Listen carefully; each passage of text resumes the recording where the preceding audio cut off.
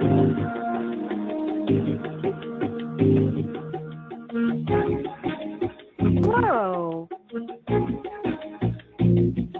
Hi, this is Lisa Cox, and I am the Director of Government Relations at IDSA. And with me, I have Kim Miller. She's the Senior Policy Advisor Officer at HIVMA, and we will be co-EMA Advocacy 101 webinar. We're happy to have you. Today we will be joined by Dr. Matt Zahn, who is IDSA's Public Health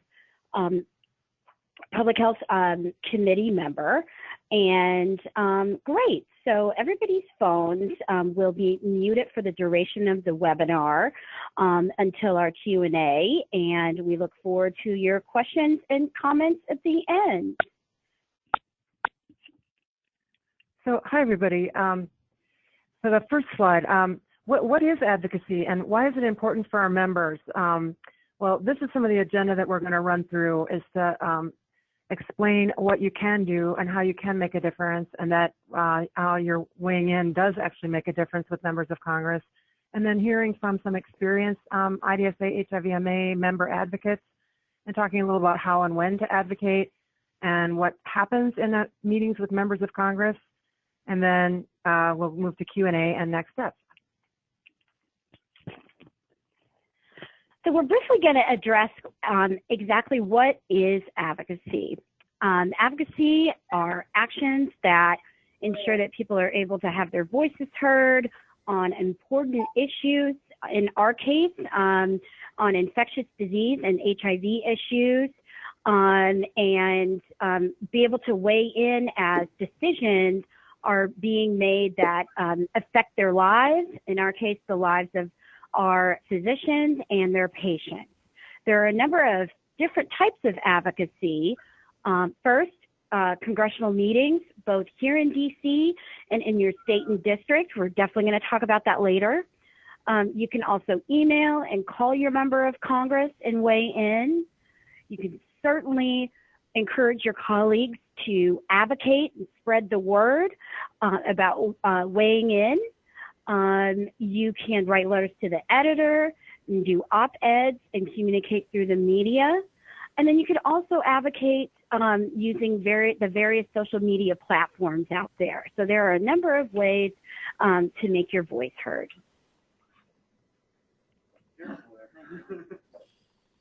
So you may be asking yourself, as you're participating on the webinar, does advocacy make a difference?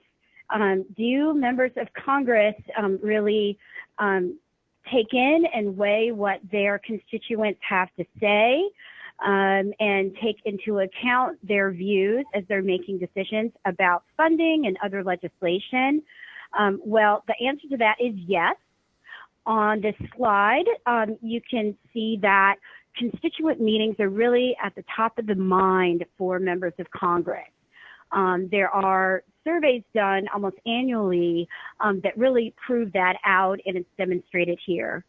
Certainly individualized emails, local editorials, town hall comments, and other forms of advocacy are important, but really face-to-face meetings with constituents really make the grade for members of Congress. We can't say enough how important they are. And don't just take it from me or from Kim, actually. Both of us are former congressional staffers. We used to work on Capitol Hill and actually took meetings from constituents and really from, as members of Congress and their staff will tell you your advocacy matters. And you can see some of the quotes from staffers who talk about how important it is for constituents to weigh in and meet with their members. Members really do want to know what you have to say. I know in my case and in Kim's case, our bosses would very often ask how many calls are coming in on certain issues, how many pieces of mail, how much email are we getting, they really like meeting with people in their district. You have the expertise to share with them. You can become a resource for them that they can come back to as they make these really tough decisions. And now we wanted to turn it over to our speakers. And unfortunately, Dr. Feinberg was not able to join us today. She had a conflict come up. But we're fortunate to have Dr. Matthew Zahn, who is the chair of IDSA's Public Health Committee, with us from Santa Ana, California. And Dr. Zahn, I'll turn it over to you. Sure. Thank you both. So I'll just talk for a couple of minutes about my experience with advocacy in situations like this, and just a couple of comments and thoughts that I'd have with the caveat that I'm sure there are people on the call who have done more of this than I have, but have done a little bit. My current job is I am the medical director for the epidemiology program for the Orange County Healthcare Agency. So I run the communicable disease program for local public health in Orange County in California. I am also a pediatric infectious disease physician and spend at least a few weeks of the year as the inpatient pediatric infectious disease physician on call at the Children's Hospital of Orange County at Chalk. I actually worked with Lisa recently to visit in Washington, D.C. 2 months ago with the offices of 4 House of Representatives and 1 senator to discuss various issues that are important to the Infectious Disease Society of America, to IDSA. And just a couple of comments I guess I'll just have about that experience. One is that and different events will be, we'll have different experiences, but one is I thought it was very useful that on these slideshows, Lisa notes, the comments from the staff members of House of Representatives and senators. When you have meetings, you generally meet with the staff, was at least my experience then, and it's been my experience in other situations. So don't necessarily think you're going to meet the senator. It doesn't necessarily work that way. But the staff are the people who provide the information to either the representative or to the senator. So be aware that you'll quite possibly meet with someone who is 24 years old. They are very young, but they're very smart, and they are the people who are the eyes and ears of the representative. So that's okay. But you just have to be aware of that. My experience, we talked to, as I said, 5 offices of representatives and the senator over one day, and you kind of learn as you go along. Even that day for myself, a couple things to me is I realized that it was really important to be able to concisely describe what I do. What you do in public health is not necessarily obvious to everybody, and even as an infectious disease physician, people don't necessarily quite know what that is. So as meetings have gone on and I've had different experiences, you realize that being able to describe what I do, I am a pediatrician, I have a specialty in infectious disease, and I care for children who have serious or unusual infectious illnesses in the hospital. Being able to talk about what we do and who we are gets people's attention, because what are you trying to do in these situations? Well, sometimes you're advocating for one specific point or one specific issue, but many times you are establishing yourself, or if you're speaking for IDSA or whoever, as a source of information, so that if they know who you are and what you do in their community, for example, I met with the mayor. I used to work in Louisville, Kentucky, and I'd meet with the mayor occasionally, and the mayor knew that I was an infectious disease physician, and so when issues came up, the mayor knew to ask me. So as you advocate, being able to just describe who you are so that they understand it, honestly, is really important. Second thing that I really figured out was knowing the level of knowledge of the people who you're talking to. And none of them are going to be ever medical expertise, and it's very unusual for that to be the situation. But sometimes what is, for example, when Lisa and I were going around at DC talking to these offices and to the staff of these offices, we were trying to advocate for the Prevention and Public Health Fund. Every one of the staff that we talked to, they were aware of the issue. They were aware of the issue and its importance in general to CDC. What was, I think, the help that I could bring, that you could bring, is they very often generally know overall from a larger perspective, from a 10,000-foot level, yeah, this is important because it funds public health. But if you're able to give specific stories and specific descriptions of situations where that funding impacted what you do, that becomes incredibly important. Stories, you know, I mean, just as an example, we met with representatives from different jurisdictions in California, and one of the jurisdictions that had an outbreak of meningococcal disease on a local university. And so being able to describe that the Prevention and Public Health Fund would fund vaccine that could be used to protect students who were involved in that outbreak, that's just more concrete. It helps them understand it. And so being specific and concise about those descriptions are important. For all of us, not talking too doctory is kind of important. I mean, you know, and I try to avoid doing that myself when I'm talking to lay groups like this. But doing that and being concise is terribly important. The last thing I'd mention is I worried a lot about being aware of the specifics of the budget and how the, you know, and, you know, the specific in terms of the legislation and the budget. If that is your thing and you are very well versed in that, you can go ahead and learn as much about that as you want and talk about that with those groups.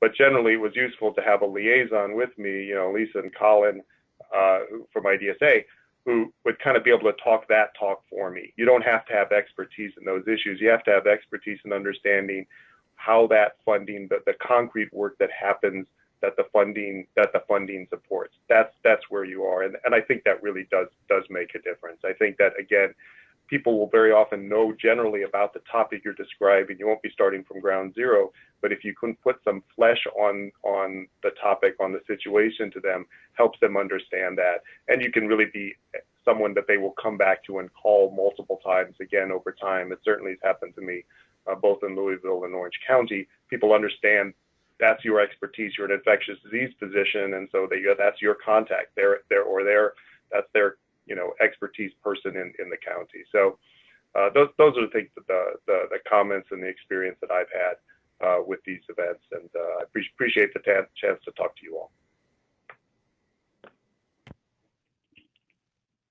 Dr. Zahn, thanks so much for sharing your experiences. It was certainly a pleasure for Colin and I to be able to go to the Hill offices with you, and really, Dr. Zahn, I have to say, is a total pro and a natural at making the case.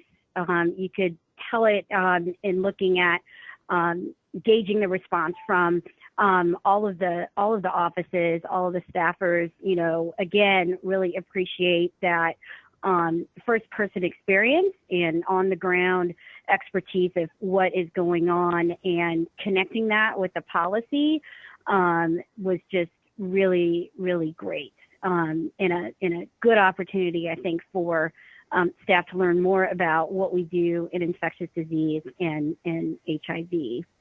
So thank you so much. And at the end of the webinar, once again, we'll have time for questions and answers. And so thank you. So moving forward, as we talked about at the top of the webinar, there are a number of different types of advocacy, and some of that you can certainly do in Washington, and we will go through that. There are things that you can do in your community and your district, but there are also things that you can do from your home.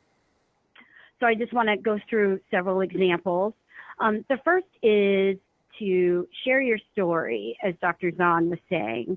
What you see is a screenshot of a profile that Dr. Porofsky did, working with our staff here at IDSA to tell the story of her NIH grant funding and how that is making a difference in the research that she is doing. This is something that we would be happy as IDSA staff to help you put together.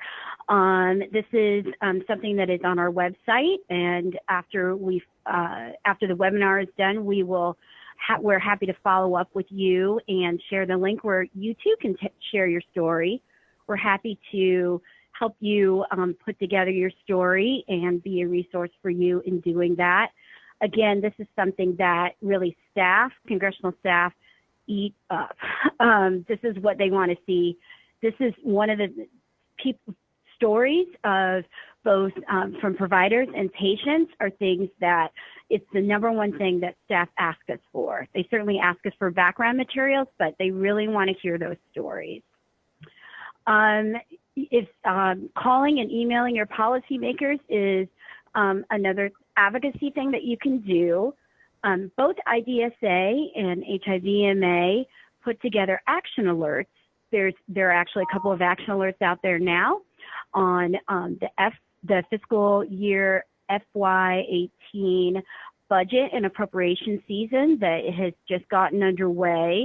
And we have asked for members to weigh in with their members of Congress and to say how important it is for funding for NIH and CDC and several other agencies on behalf of infectious disease and HIV programs. If you can respond to those and then share those alerts with your colleagues and your friends, that is a wonderful way to advocate. Finally, weighing in through social media, just once again through posting on Facebook, photos of meetings that you may have with members of Congress, maybe later this summer, tweeting about action that you might have taken on action alerts to let others know in your networks what you're doing and why it's important. It's just another way to amplify those advocacy messages and just further get out the importance of federal legislation and federal policy on infectious disease and HIV issues. And then when you are in Washington, clearly as Dr. Zahn shared in his experience, going up to the Hill and meeting with your legislative offices really can be very impactful. And HIVMA's board of directors was just on the Hill about a week ago. And I know that several of the committees in the Public Health Committee, the Research Committee of IDSA had members on the Hill as well. But also, if you are planning to be in DC for other business and are able to carve out some extra time to spend a morning or an afternoon on the Hill, please do get in touch with us if you're interested in that, because we can definitely help you schedule your Hill visits, help you prepare for them, help organize leave behind materials to educate the Hill staff. So that's something that we really enjoy doing, and we'd like to be doing even more of it, especially in this current kind of political climate.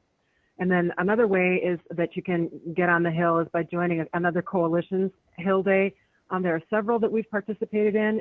For example, every fall, Research America organizes a Hill Day focused on the NIH, and that's always a really great event. And then recently we also had joined the Liver Day Capitol Hill Day with the AASLD, and that was also, focusing on issues of infectious disease as it pertains to the liver and obviously, viral hepatitis. So we will do our best to make you aware of those opportunities as well. And then lastly, looking at what you can do in your community or your state. Sure. So we, talked about having meetings in Washington with your members of Congress, but members of Congress have district offices. One might be in the city that you're in now, or in a state, or an adjoining city. It's really a way, meeting with your members of Congress in their district offices is really a way to have a Capitol Hill Day in your hometown. In fact, sometimes it's even better than visiting DC, although we always want to see you here. But in many ways, visiting with your members of Congress and their staff in the district offices provide you with a little bit more time. Sometimes they have a little bit more time to spend when they're back home versus when they're in DC, and sometimes their schedules are just unbelievably crazy. They have a little bit more leeway to spend with you for you to again, become a resource and to spend a little bit more extended time talking about all of the issues and everything that you do and why federal policy matters to that. This is, summer is actually a perfect time for you to schedule those district office meetings. There is going to be a big district work period. Back in the day, they were called recesses, but it's really not a recess. It's not a vacation. They are constantly meeting with constituents. The next big recess for them is going to be later this summer, from July 31st to September 4th. And then again from the 21st through the 22nd of September. And we would love to have you go and meet with your members of Congress. Kim and I are here as resources for you to, we'll help you schedule those meetings and get you all of the background materials you need to get prepared to make those visits. And so just a few tips for meetings with a member of Congress or with the congressional staff. You'll want to schedule your meetings 2 to 4 weeks in advance, and IDSA and HIVMA staff can help with that. If you know that far ahead of time that you're coming to DC and want to do this, you can get in touch with us and we'll get the ball rolling and prepare all your materials for you. And it will be really important to arrive on time, to always thank the member for their time and for meeting with you. Clearly you want to, as a constituent, you want to help make the local connection for the impact of federal funding back in their community and the importance of it to your work. And being concise, organized, and relevant, as Dr. Zahn had said, is really important, as well as it can help to practice and go over your talking points ahead of time. And then you'll have some leave behind materials that we can help prepare. And you want to be sure to have a clear ask of what you want the member of Congress to do. And then importantly, to follow up with them when you get back home, to send a thank you email so that they'll have your contact information, and then you can provide them with any follow-up materials that may have been discussed or requested during the meeting.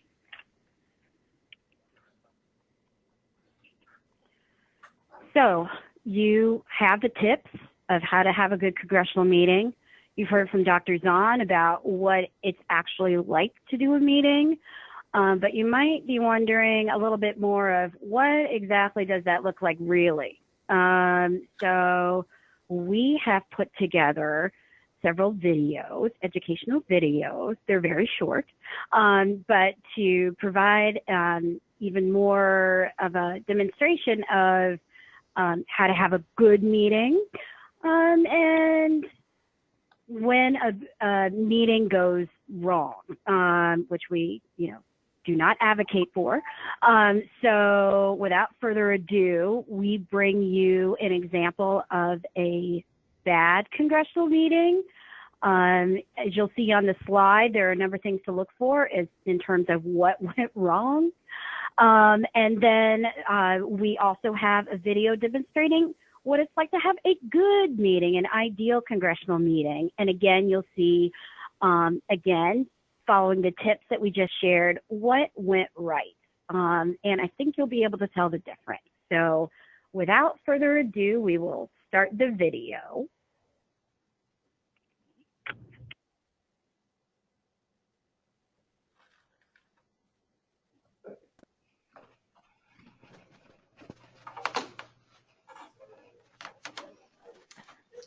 Hi, my name is Dr. Jezek. I have a meeting with the Congresswoman, and I'm sorry, I know I'm like 30 minutes late. Parking is really bad around here.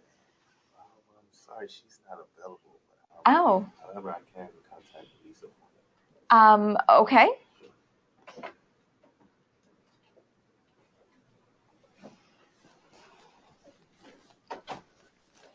Dr. Jezek? Yes. Hi. Hi. I'm sorry, the Congresswoman couldn't make it. She tried to wait for you, but she couldn't stay. She had another event to go to. So I'm happy to meet with you. Okay. You're kind of young, and I do have a lot of pretty complicated scientific issues to discuss, but yeah, no, that's okay. Okay. Well, I'm here, and I'm her healthcare staffer, so happy to talk to you if you want to follow me into her office. Okay. And I'm happy to meet with you. I'm here. And what did you want to discuss with me? I should probably tell you I didn't vote for her, so I hope that doesn't, impact things, and she still wants to hear from me. Yes, yep, she is the representative of all of the people in the district, and she values all the constituents' input. So just let me know what you wanted to discuss. Yeah, so infectious diseases, a lot going on. You know, Zika, Ebola is still a problem. Okay. I mean, HIV, TB, measles, malaria, syphilis, antibiotic resistance. I mean, there's so much going on in our field right now, and we're really concerned that your boss and her colleagues are just trying to cut funding for all of these programs that we care about. Okay. And I mean, I'm also really concerned about everything I'm hearing on the news with Trump's ties to Russia, and I don't know how that's going to impact and what's going on with like climate change and in our government and energy, all this stuff with like, I mean, let me just stop you there, because that seems like a lot to handle in one meeting. Tell you what, can we just stick with the health issues since you're a doctor? Yeah, absolutely. So let's see. We don't want to see cuts for NIH or for CDC. We really need NIH funding so we can do more research into more cures. Okay. And we need CDC funding so that we can have surveillance to prevent outbreaks. See that? And let me see. We've got more specific information here in our folder of all the different things that we want funding for. So let's see. That's NIH, and let's see, this one's CDC, and then here's, actually, I'm not sure what this one is. Here's some more on NIH and what they're doing on antibiotics, and...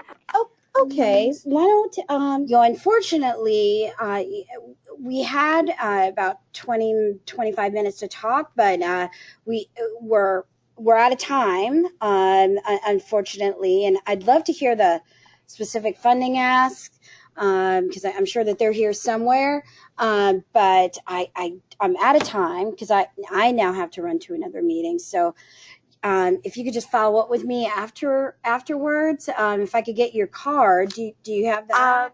I think I forgot my cards, but I can send you all of my contact information. Okay, I will tell the congressman that you were here, and I will give her your best. Okay, great. Thank you. Thanks.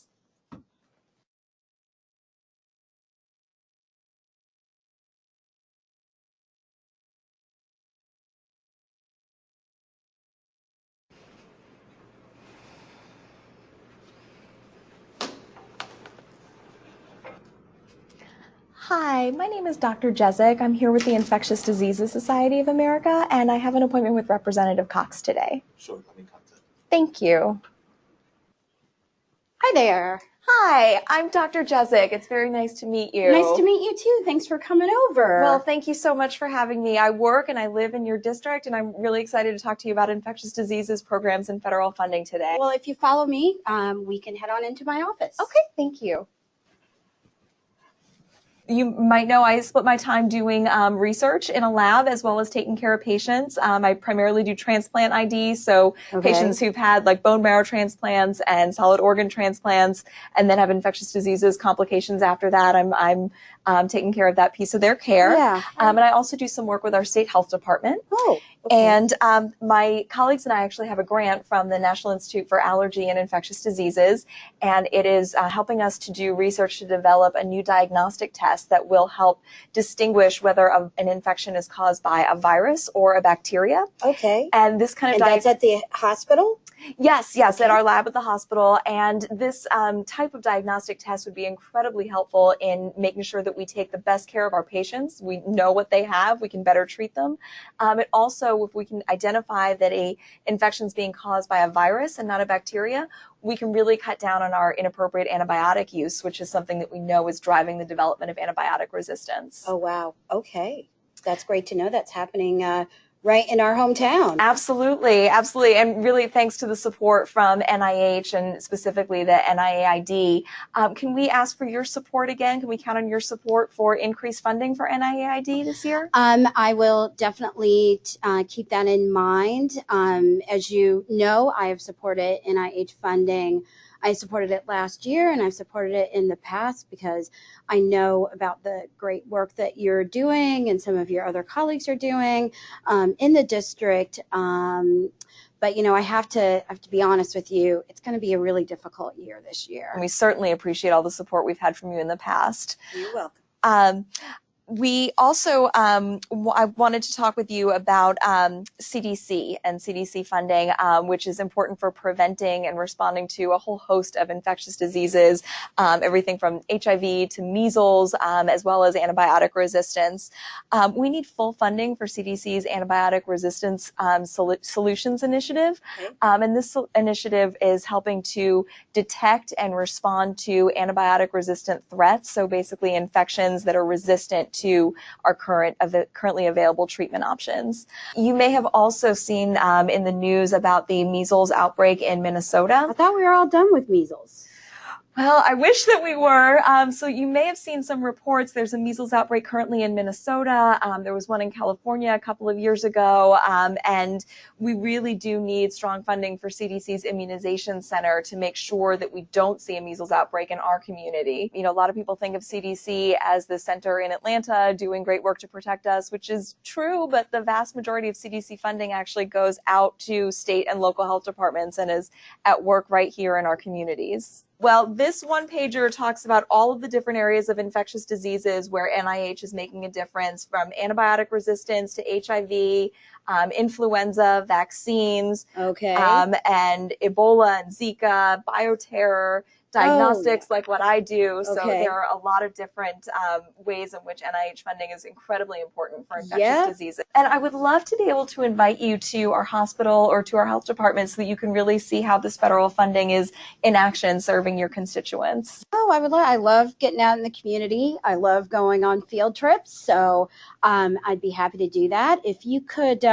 just follow up with my staffer in the next few weeks, then hopefully we can get something scheduled for that, and my staffer and I can go through all the information. Great. Well, thank you so much. Oh, well, thank you. I appreciate your time. Take care. Thanks.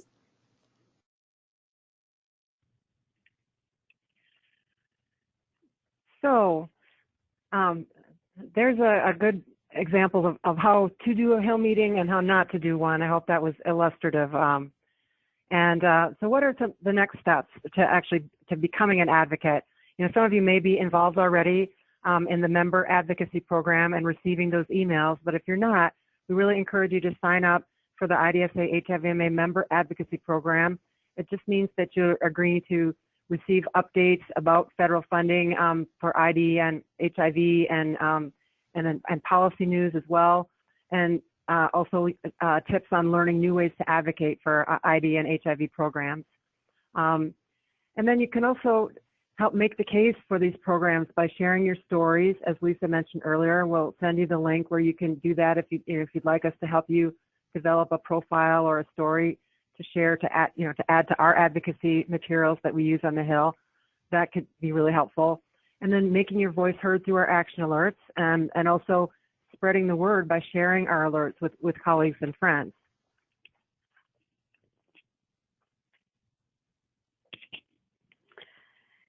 The next big, opportunity to see your members of Congress is the summer recess that I mentioned earlier, that's coming up, that begins at the end of July and ends around Labor Day.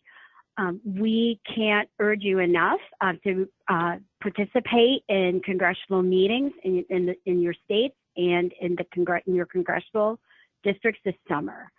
Again, Kim and I are ready to help you schedule meetings, to provide talking points, and leave behind materials on our priority issues to help you troubleshoot any challenges that you might have, and really get you ready to have successful meetings.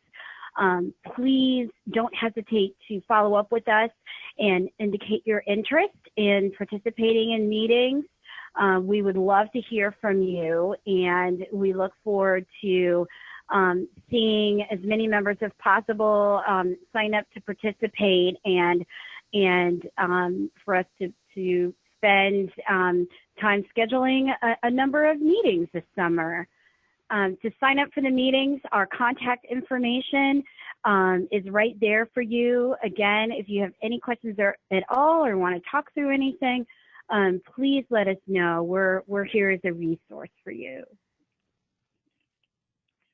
And lastly, just before turning to the Q&A, just to underscore that constituents really do matter, and you really do have a lot of credibility with members of Congress as trained, ID physicians, and as people who are really dedicating their careers to helping other constituents in their district as well. So they really will listen to you, and your involvement really is, they value it as well, and consider staying in touch with you as something really important to doing their jobs.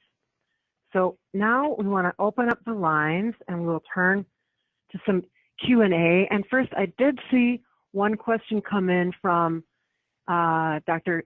Gail Hansen, and she's asking, do we have any advocacy advice for those of us who live in DC or one of the territories where we do not have voting members of Congress?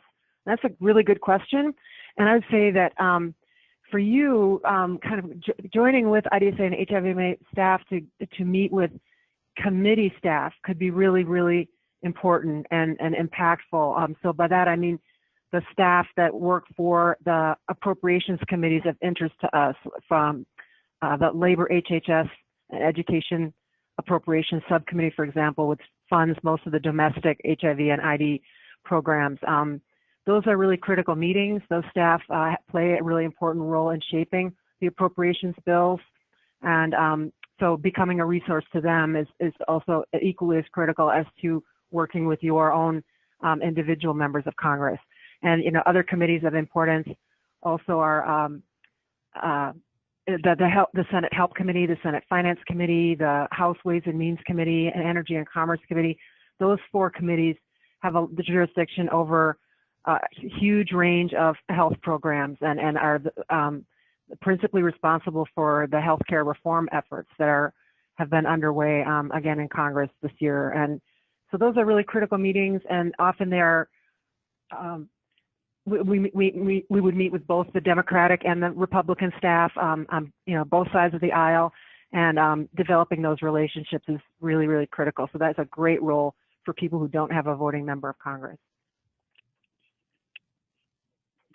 Great, thank you once again for the question. Are there any other questions that folks have?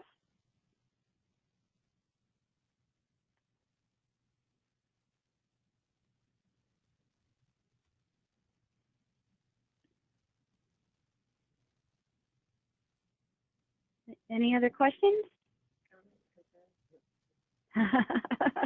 Or comments or concerns, or any experiences that folks may want to share of your congressional meetings? Are the lines open? Yeah, I think they're open.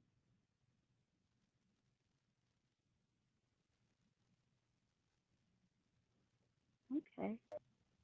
Yeah, this is Matt Zahn. I would only make one other comment, and I think actually Amanda brought it up on the little big vignette that you guys showed, which is it's really important to make it clear who you were representing when you talk to representatives. So for example, for me, I work for Orange County Public Health, but I went and it was really a day off from work for me to go to the Hill, and I really went representing IDSA.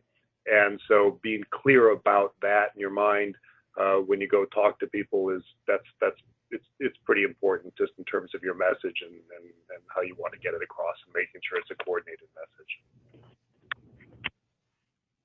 True, that is a really important point to make sure that you can advocate if you, for example, are like Matt and you work for a county health department or a state health department, making clear that you're on your own time, or that you're representing IDSA or HIVMA, and you're educating members of Congress. This is all of what this is about, is educating members of Congress. you can definitely do that. Let's see. There is a question I'm going to ask Kim to take about who should DC residents contact about joining committee staff meetings.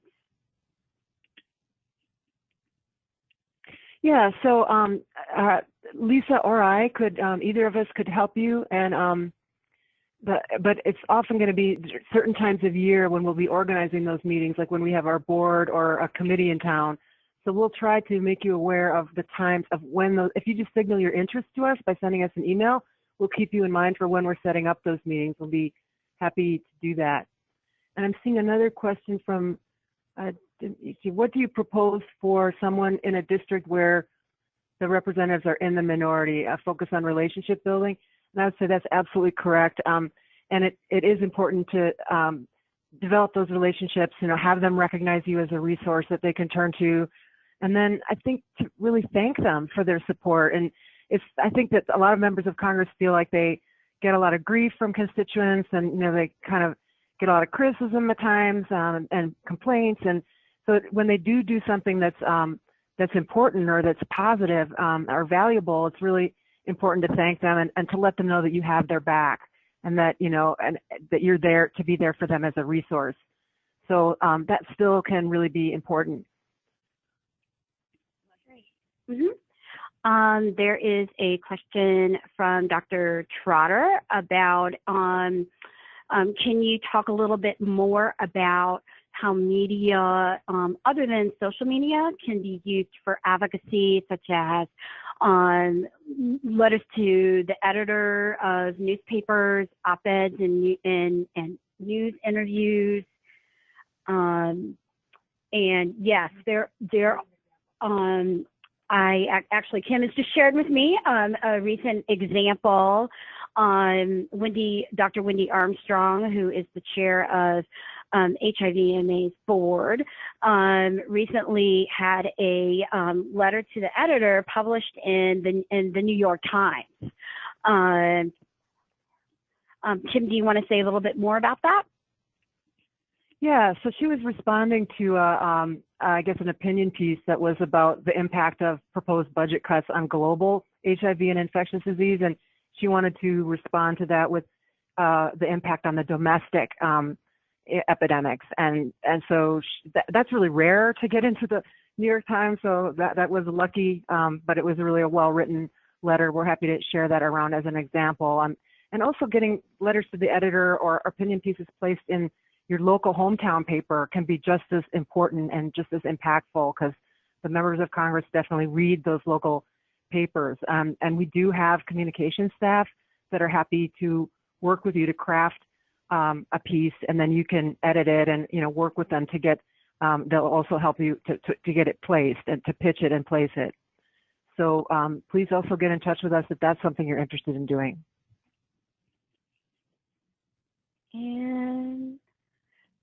And then Dr. Keslow had asked us to pull up the slide with our contact information. So there it is. And I will I'll leave that up for a little while. Do we have any other questions or comments?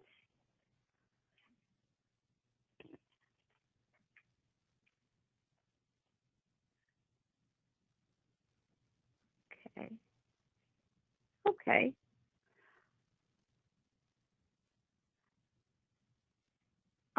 So just for a second, we actually have one last slide to go to.